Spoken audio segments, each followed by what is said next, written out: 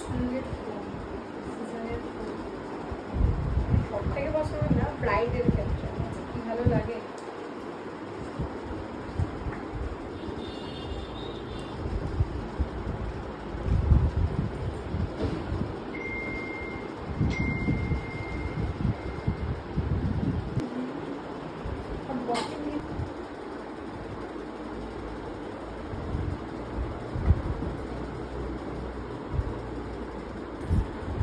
আজকে আমার বৃদ্ধির ব্রাইড, তো ব্রাইড বলুন ব্রাইডের আজকে কেমন লাগলো আমার কাছে?